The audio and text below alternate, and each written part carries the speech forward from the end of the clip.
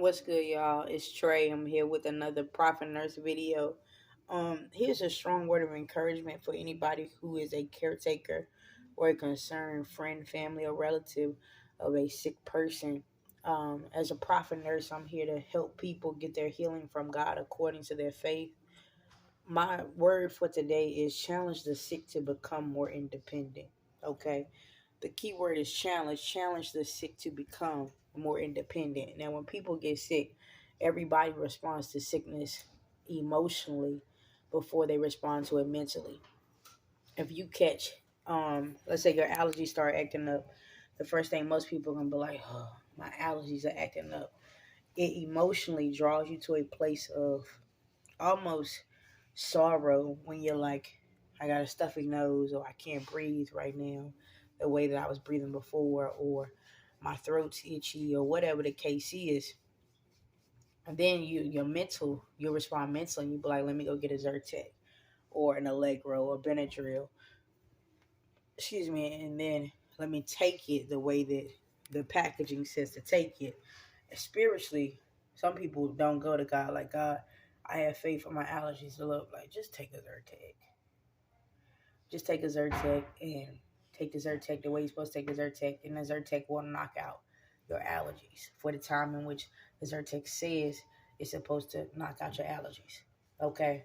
Just keep it simple. If you had a serious affliction, Jesus didn't go around delivering people from allergies. If you had a serious affliction where you had breast cancer, something like that, it's like, God, I have faith that you'll heal me before they give me a double mastectomy.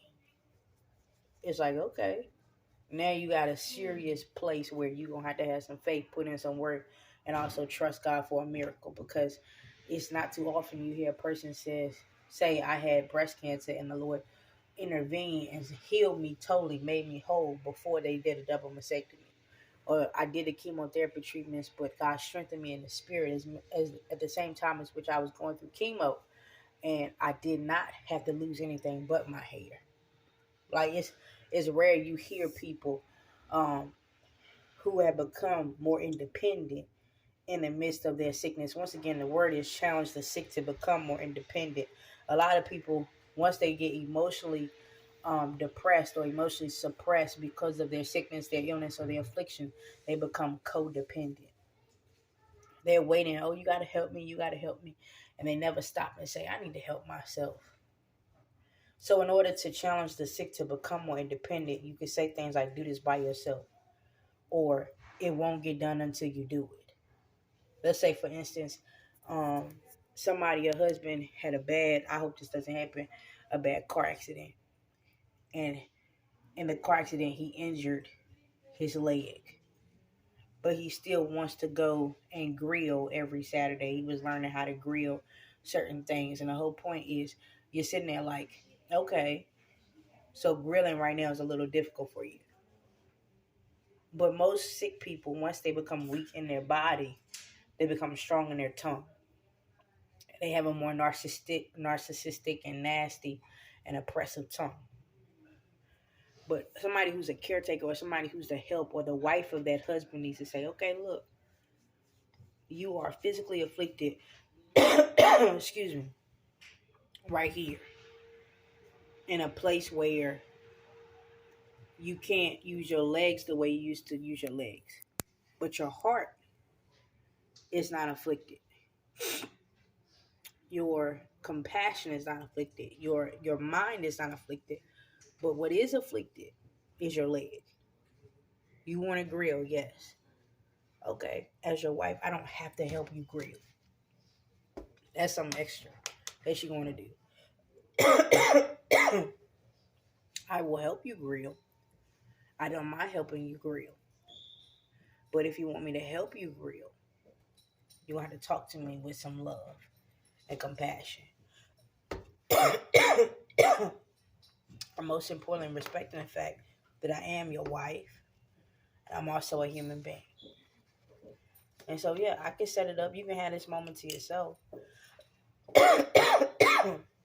Excuse me. Or you can figure out how to do it on your own. You can figure out how to grill on your own.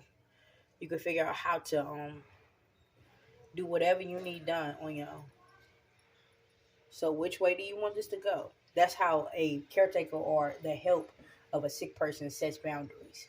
It's like you're not going to destroy it. Excuse me. My self-esteem, my confidence, and most importantly, my love for myself in the midst of your affliction. Oh, that's a word. So why don't I let you decide how you want to treat me, and then I'll tell you and I'll teach you excuse me, how to treat me. Okay? It's okay to have boundaries. If I were the wife of a husband who liked to grill and all of a sudden he had a car injury that impacted his leg and he wasn't able to grill that way, I would let him know, you still gonna love me the way you're supposed to love me in the midst of you recovering from your injury. Excuse me, I'm with you and I'm for you. But I won't let you beat me down, oppress me, or destroy me in the midst of your sickness. So the worse you are to me, the harder you talk to me, the worse you treat me, the more independent you'll have to be. Hope this helps somebody. I love you. I'll talk to you later.